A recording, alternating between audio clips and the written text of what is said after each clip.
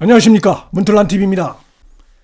자, 지금 그 김용에 대한 재판이 이제 본격적으로 시작이 됐는데, 뭐 예상됐던 대로 아주 파렴치한 이런 그 재판 전략을 쓰고 있습니다. 첫 재판에서 김용 측의 이 변호인들 또 김용의 하는 발언들을 보면은, 자, 이 남욱이 돈을 마련하고 중간에 전달되고 이런 건 너무나 정황들이 아주 현실적이고 구체적이기 때문에 그 부분에 대해서는 차마 반박을 하지 못하고, 어떤 식으로 반박을 하고 있냐면, 남욱이 유동규에게 돈을 줬는지는 모르겠지만 나한테는 오지 않았다. 유동규가 중간에서 착보한 것 같다. 그러면서 나한테 뒤집어 씌우다. 나는 억울하다. 뭐 이런 얘기를 지금 하고 있습니다. 상당히 그 파렴치한 것이라고 생각이 됩니다.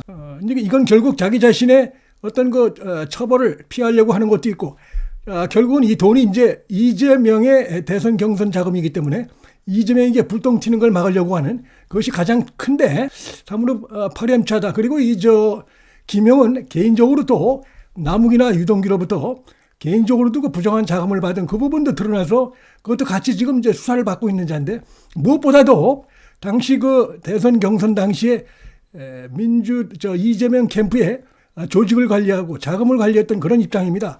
그가 어느 날 유동규에게 급하게 지금 뭐 광주 지역 이런데 당원들도 만나고 해야 되는데 돈이 상당히 필요하다, 실탄이 필요하다, 지금 내가 광주 지역을 돌고 있다라면서 전화가 왔다는 겁니다. 상당히 구체적으로 진술을 하고 있어요. 그래서 20억이 필요한데 그 대장동업자들 원래 주기로 했던 저수지도 있고 하니까 빨리 그들에게 얘기해가지고 일단 20억을 좀 마련해달라, 급하다. 이래서 이때만 해도 뭐 이 김용이나 남욱이나 유동규나 다 한 편이라고 볼 수 있죠. 지금은 서로 이제 갈라져서 이렇게 싸우고 있고 진실 공방을 벌이고 있지만, 이때는 모두 이재명이 대권을 잡을 수 있을 것이다, 이런 생각들을 하고 있을 때였습니다.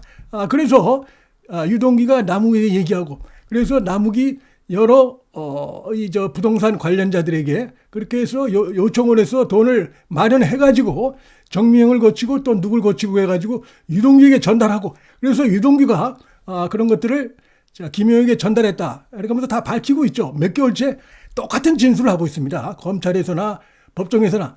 그리고 자기는 죄를 모두 자백하고 선처받기를 원한다, 이런 나는 그런 쪽의 길을 가고자 한다, 이렇게 분명히 하고 있어요, 일관되게. 그런데 말씀드린 대로 지금 이 김용 측에서 또 이 변호인 측에서는 업자들로부터 받은 돈이 있는지는 모르겠으나 나한테는 오지 않았다. 그래서 고로 유동규가 자기가 가져와 놓고 나한테 뒤집어 씌우고 있다, 이런 얘기를 하고 있는데, 유동규는 김용의 준 돈은 경선 자금이고 그렇게 들었다. 그리고 그 메모가 지금 발견됐죠. 돈을 전달한 사람이 있는데 상황이 모두 4차례에 걸쳐서 돈을 전달한 것이죠. 장소가 그때그때마다 다른데 그 상황 관련해서 자세하게 메모를 한 그분도 검찰에 지금 다 제출을 하고 그런 것인데, 그 메모대로 내가 전달했다, 이렇게 지금 진술을 하고 있습니다. 자, 그런데 지금 그 김용 측의 이러한 주장이 허무맹랑하다는 것이 상식적으로 조금만 생각해 보면 알 수가 있습니다. 지금 방금 말씀드린 대로 이 당시는 민주당 대선 경선 당시, 이 당시는 이들이 관계가 좋을 때예요. 그다음에 뭐 김만배니 또 남욱이니 뭐 이들 모두 다 지금 이재명이 어쩌면 대선을 잡을 수 있겠다, 그들이 잡으면 자기들이 좀 더 한몫을 더 챙길 수 있겠다, 이런 것이고, 지금과는 완전히 상황이 다릅니다. 자, 여기 보면은 당시 김용이 20억을 빨리 마련해달라, 그래서 이렇게 해서 남욱에 얘기하고 이런 식으로 해서 정미영을 거치고 중간에 또 한 사람이 있죠. 이렇게 해서 유동규를 통해서 김용에게 갔는데 그것도 4차례에 걸쳐서 이렇게 전달이 됐는데, 그 각 상황마다 뭐 CCTV라든지 유동규가 한 진술, 관련자들이 한 진술들이 모두 정확하게 맞아 떨어지고 있습니다. 그렇기 때문에 이건 뭐 거의 그 객관적인 사실을 지금 이들이 얘기하고 있다, 이렇게 볼 수가 있는데, 김용이 갑자기 그 재판 전략을 바꿔서 나한테 돈이 온 게 없고 유동규가 먹은 것 같다, 이렇게 얘기를 하고 있습니다. 자, 방금 말씀드렸듯이 이 당시만 해도 이들 관계는 상하 관계가 분명하고 서로 이 범죄 수익으로 해서 엄청나게 떼돈을 친고, 또 그렇게 배후에서 사업 편의를 봐준 자들이 바로 김용이고 이재명이고 정진상이죠. 모두가 한 통속이라고 볼 수가 있어요.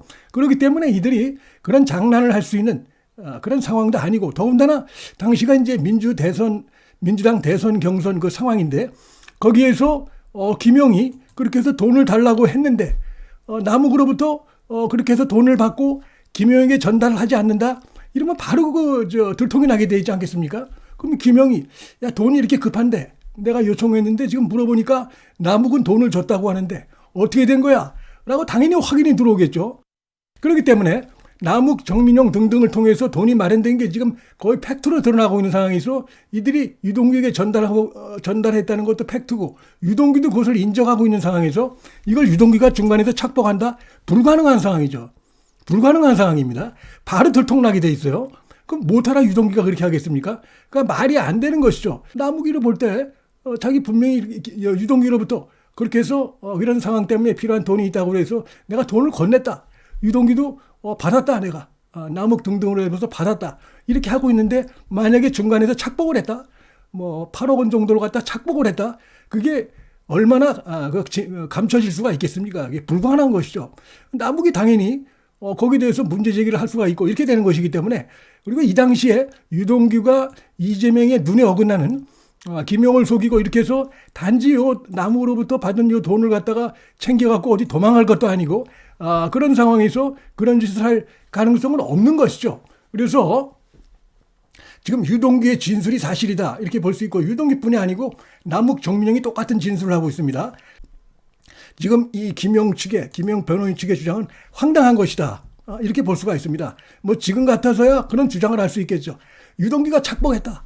나한테 뒤집어 씌운다. 나는 억울하다. 이렇게 얘기할 수 있지만 이 당시 상황, 민주당 대선 경선이 막 치러지던 그 상황에서는 이들 관계는 그런 관계가 아니고 유동규도 뭐 이재명에 대해서 맹종하든 충성하든 그 상황입니다. 그러니까 나중에 1년을 살다가 나온 것이죠. 지금 와서는 변했지만 그 당시는 그런 관계가 아닙니다. 이들이 뭐 김영이나 정진상만큼은 못해도 꽤나 충성을 하고 이재명의 핵심 지근에 있던 참모들 중에 하나입니다. 유동규도 유동규가 지금 하는 말이 거짓말이다라고 생각을 김용식 주장대로라고 생각을 해봐도 그게 도대체가 말이 안 되는 게 남욱이라든지 이들에게 예를 들어서 사실은 내가 먹었다. 너희들에게 이렇게 해서 김용이 전화가 와가지고 급하게 전화 와서 돈을 받았는데 내가 개인적으로 좀 쓸 데가 있어서 내가 먹었다. 미안하다. 이렇게 얘기하고도 이들 사이에서는 그거 가지고 고소를 할 수 없는 상황이에요. 그 당시 상황은 적어도 그렇습니다. 김만배나 남욱이나 유동규 사이는 지금하고 그때하고는 완전히 다릅니다. 그럼에도 불구하고 무엇하라 지금 와가지고 유동규가 내가 그때 사실은 이재명과 이재명 측근들에게 잘못 충성한 것 같다. 이들 내가 잘못 본 것 같다. 돈을 줬다. 사실 이렇게 전화가 와가지고 민주당 대선 경선이 시작되니까 전화가 와가지고 급하다 그래서 이렇게 업자들로부터 돈을 마련해서 전달을 했다라고 얘기할 필요가 없다는 것이죠. 그렇게 얘기함으로써 본인의 뇌물 공여죄를 갖다 지금 이제 처벌을 받게 돼 있는 것입니다. 뭐 따라 그렇게 하겠습니까? 내가 지금 8억 원을 요구받아서 이렇게 해서 건넸다. 일부는 내가 썼다. 이것도 시인하고 있죠. 이렇게 할 이유가 없다는 것입니다.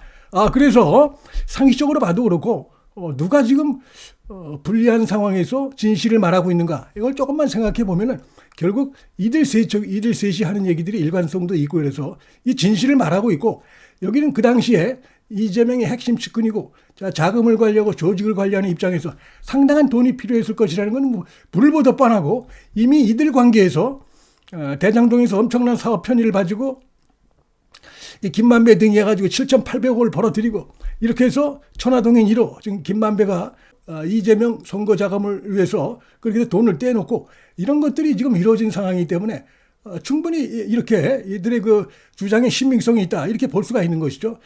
정민영 변호사입니다. 정민영도 처음에는 문재인 정권 당시에는 이재명 측에 유리한 그런 식의 스탠스를 취했었는데 이제 정권이 바뀌니까 정민영하고 정민영하기 다 지금 실토를 하고 있습니다. 천화동인 1호부터 해가지고 사실상 대장동의 이런 사업 편을 봐주고 업자들에게 이래가지고 떼돈을 벌었는데 그 모든 사업 설계 변경 대장동 업자들에 대한 특혜는 전부 이재명이 승인한 것이고 그런 내용을 해서 업자들이 해서 보고서를 올리면 이재명이 다 사인한 것이다. 아주 충격적인 진술을 하고 있습니다. 또 충격적인 것은 얼마나 이재명이 불안했으면 대장동 업자들로부터 그동안 받은 돈들 또 그들에게 약속한 것들 모든 것들이 지금 상당히 심각한 이런 범죄다 보니까 그것이 들통날까봐 유동규에게 이런 식으로 변호사를 붙인 이 충격적인 사실도 드러났죠. 이건 변호사가 아닙니다. 이들은 거의 민주당의 간첩들이나 다름없다고 봅니다.